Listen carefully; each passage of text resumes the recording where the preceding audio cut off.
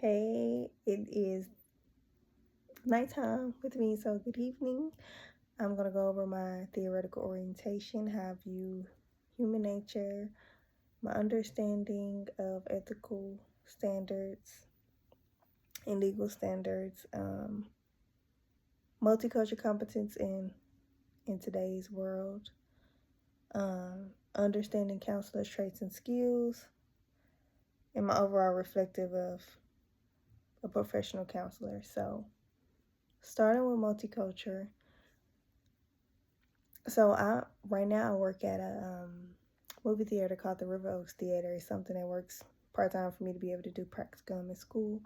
And we're playing a movie called No Other Land, which is a very controversial movie because it's about the Palestinians. And every time guests come out of that movie, they're crying or they're like so distraught. And when I think about multiculturalism, I think of that movie because like it's so many different people that come to see the movie. It's different cultures that goes to see the movie, and you never know what somebody has been through in life or what they experience or what their cultural background is or what their beliefs are. So just as something as simple as a movie, like you could be judging them like, why are they crying? Because they're watching that movie, and that's judging and not understanding their cultural background. When being a counselor, you look at it as their parents probably went through that. They may have went through that, or their grandparents went through that. Like it's no telling why that movie is so of importance to them and why are they coming out crying. So it is so important, especially now because it's so much going on in the world with belief systems. It all falls down to the different belief systems, and it is just very important to be aware. And if you do not know, make yourself knowledgeable and make yourself aware, because belief systems is like the most important thing. And then it's also important to not be biased. Don't put my own personal feelings about something when dealing with a client. I must let go of my biases. And okay, let's see. And then, you can't understand someone unless you understand their background, their beliefs, their culture. So, what I believe may be right, someone else may believe it could be wrong. Like I learned from a coworker. He hung out with, I forgot the race, but he was saying that, excuse me, he said that in a culture, if you look at somebody once, it's okay, but if you look twice, it's a sin. I would have never known, even though I forgot the culture I'm asking again, I would have never known I would have never known that if he wouldn't tell me. He was like, so if you catch the race of the man, he said, if you catch them looking at you and they're looking at you for a long period of time, it's because they can't look twice, because if they look twice, it's a sin. They're sinning because you're being lustful. So that, just make yourself culturally aware, because there's so many things that are unknown that we need to be aware of. And you see, I need to make myself aware of more. When it comes to being professionalism as a counselor, being in practicum really showed me a different insight. And I just really want to be professional, no matter how comfortable I feel with my client or how comfortable my clients may feel with me. I just always I want to get in a space and I want them to be comfortable, but I also want to always keep it professional. I don't want to use a language that's unprofessional. I don't want to use jokes that are unprofessional, because I know you can use, like you could say something funny just to bring in laughs, but I just never want to be unprofessional. I just want to keep it professional always, the most polite, professional, empathetic way I can be. Not like to the point where they're like, oh, she's just too professional.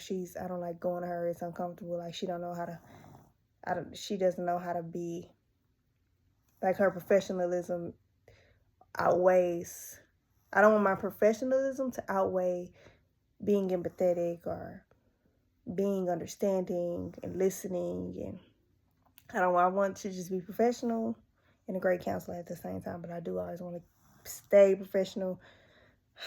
I've seen some unprofessionalism, in my opinion, is unprofessional because another thing is, what might not be unprofessional to you could be unprofessional to them. So I just want to stay professional. I don't think I'm a fan of unprofessional counseling. I don't dress professional, look professional, talk professional, just in all aspects be professional. As far as my theoretical orientation, I still do not know what my theoretical orientation is, so I do like, let me see, because I wrote it down. So I do like humanistic, where it's saying that we have what we need to succeed, basically. Because I do feel like we do. Like, we do have everything we need to succeed. But it also says, like, we have what we need, but then we don't know how to basically solve the problems to get to where we need to go. I like it because it says that we have it. I like the approach of us having everything we need to succeed, because we do. But then again, the problem solving, because I feel like we can solve problems, but what's more relatable, because I like humanistic, and I like, let me tell you, it says, hold on, I'm sorry.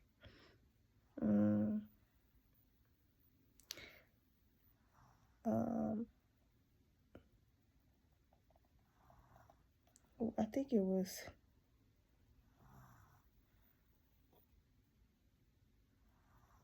it might have been, oh, I guess it is behavior with the environment, when not a supportive environment. I feel behavioral, the behavior orientation is the most,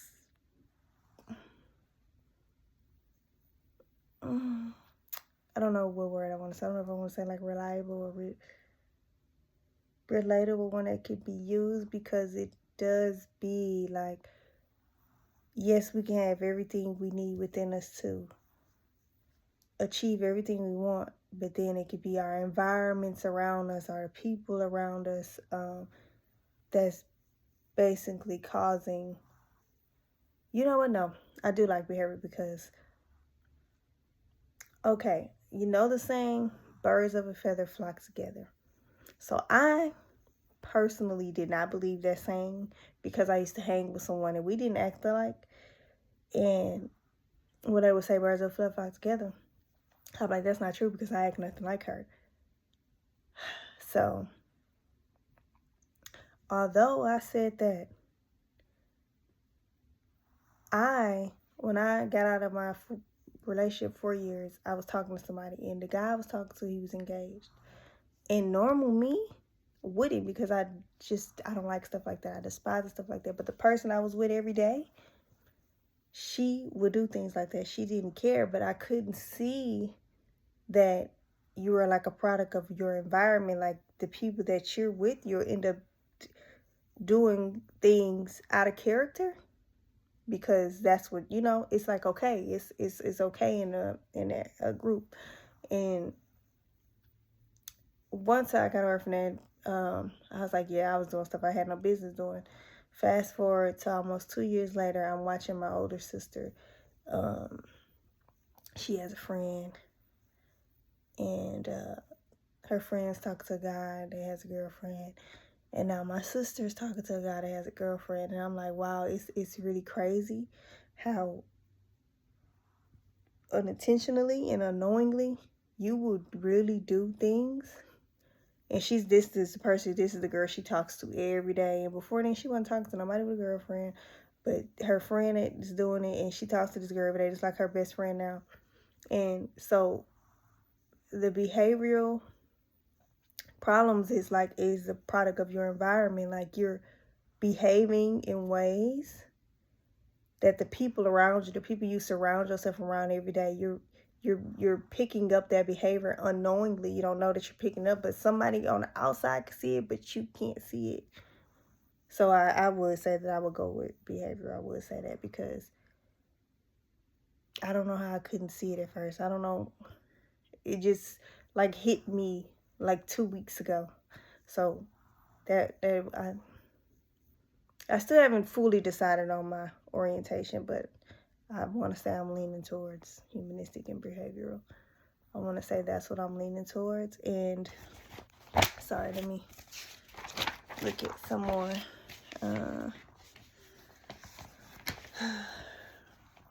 How change occurs. I can't even say the word occurs. Something's wrong. Okay, the steps of change are I think it's pre-contemplation, contemplation.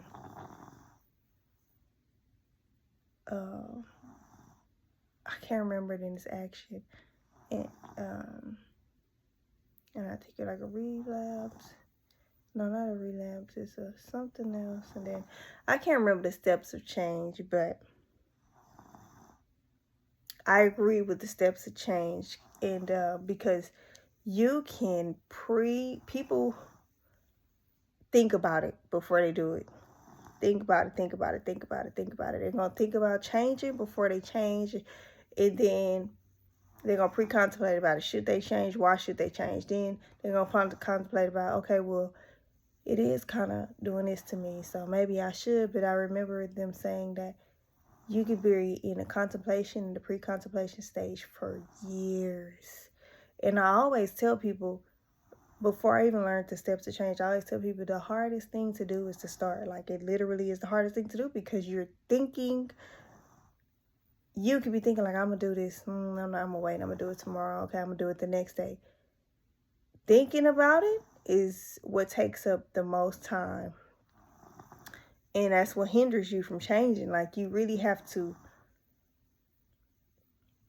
yes, think on it, but you have to jump into action immediately, because the longer you think about something, the longer it's going to take to get done. So the process of change, it takes time, because you have to remember, people have to think about it. Then they have to figure out the pros and the cons of it. Then they have to take action. They have to realize that, yes, it is a problem. I do need to change. Then they have to take action. Then you have to think about, okay, sometimes stuff can get so hard when you changing. Change is hard. Nobody likes change. Even if it's good change or bad change, change, period, is hard. So as a counselor, you always want to remember that a person can change, but also it can get to a point where the changing gets so hard and they relapse and they go back to something familiar. And because it's, it's something they know how to do. They always knew how to do. They can go back to what they once used to do, or it could be let me see, I'm trying to think of something I said. It could be like, okay, so say they have like 5 behaviors they need to work on, but they're working on those 5. But then there's another behavior. Like, they're changing those 5. Like, they're working on changing those 5s, but there's another one that, you as a counselor, you're noticing that needs to be changed in order for them to completely change those 5. And, if you address it and bring it to, the light for the client, they could be in denial about that character trait. And because they don't want to change that 6, they were okay with changing the 5, but changing that 6 one can make them revert and relapse and go back to what was familiar, because they don't want to change. That's just doing too much. Now that's doing too much. So something like that is what you always want to keep in mind. If it made sense. I don't know if I made sense or not.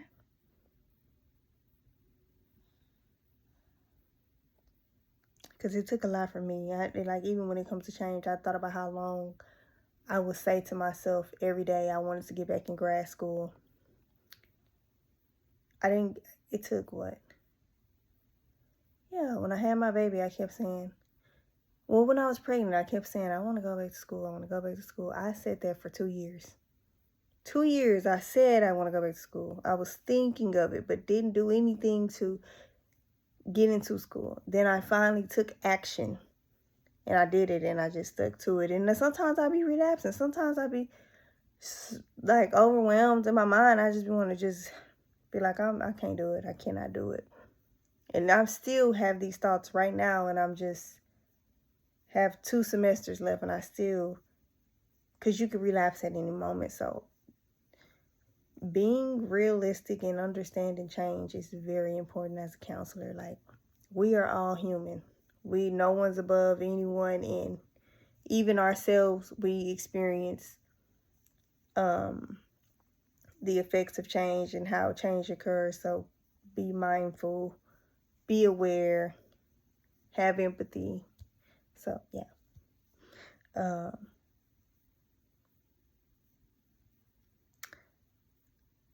Understanding a counselor's traits and skills. So I would say one of my skills / traits should be my empathy. I feel that I'm very empathetic. I have great empathy.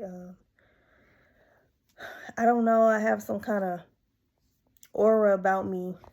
People always tell me that they just feel comfortable around me. I don't know, even like my coworkers, they tell me that too. They're like, you just have this aura. I feel safe around you. They feel safe with me, which I love. I'm so happy that people can feel safe with me. It makes me happy. But I wonder, what is it?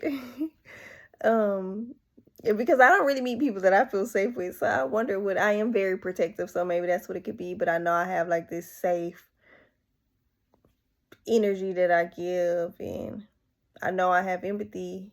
And sometimes I be kind of worried about my empathy, because I remember when I had to go to the AA meeting, and they were telling their stories, and I was so hurt, and it took everything in me, and I had to just cry listening to these stories. And I'm like, man, I have to get it together. But just actually taking time to listen to a client, to understand, and not listen to respond, and not try to be too relatable to where you're listening and then you're saying, well, telling them like your experience in it. Which sometimes people do want to hear that someone else been through what they've been through, but in some cases, that's not what people want to hear. A lot of people, they need empathy, because we living in a empathetic world, honestly, where it's more sympathy given than empathy. And we need empathy. We're also in a world where people do not listen. They hear what they want to hear. So listening, giving empathy, not necessarily giving advice, but helping a client understand their strengths, helping a client understand their weaknesses. Just helping them understand that they are human, and helping them to understand whatever the problem is that they come to you with, helping them.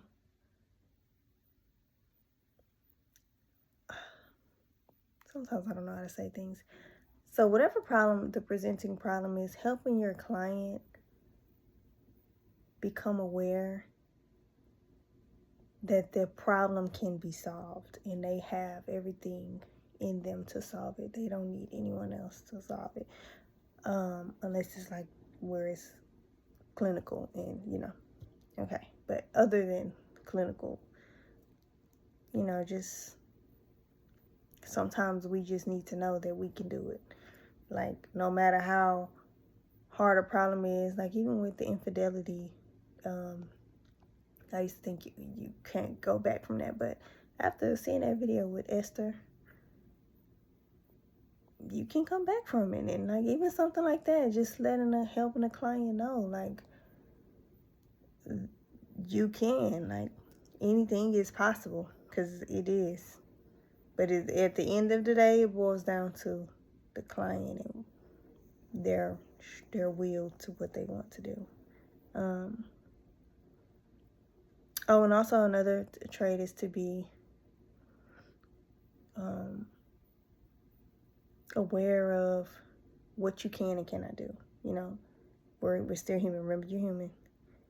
Every client we won't be able to take care of, and it's okay. It's nothing wrong with you. Be aware of your own biases. Like, if it's something that you went through that's just traumatic for you and you cannot counsel somebody that's been through that, it's okay. Because at the end of the day, it's all about your client. So you want to refer them to someone else if you can't do it, but just be competent and aware of what you can and cannot do. What else I need to go over? Ethical and legal standards. I think that's the last one. We have a lot of standards, and ethical and legal standards, and I really need to go read through that book. But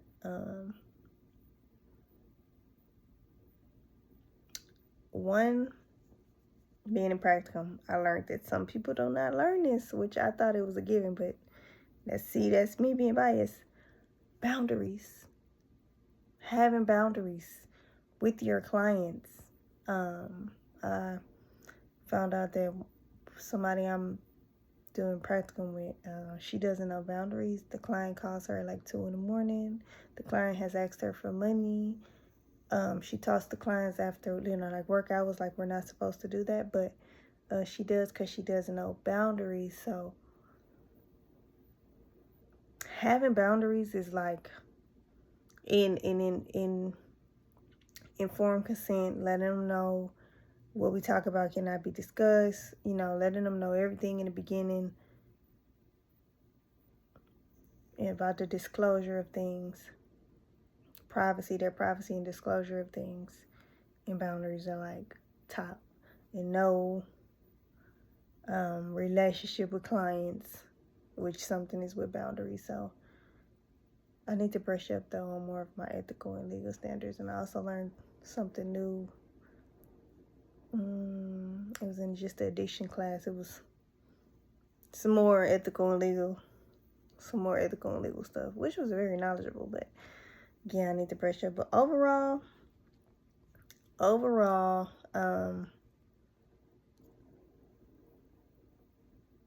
I am excited to be a counselor. Sometimes I wonder, like, am I ready? Sometimes I do wonder. Sometimes I question myself. I must admit, sometimes I do question myself. Am I really ready? Because people are dealing with some heavy things. And I don't ever want to be a person that mess up someone just by saying the wrong thing, or just, I don't know, I want to help people. Everything in me, I just want to help people heal, but also want to make sure I'm capable of doing the right thing. Like I was put here to do this. So sometimes I do question myself, but overall I'm excited. I'm curious, and so much more I have to learn. So much more. So much more I have to learn. And yeah, I'm excited. So thank you for listening.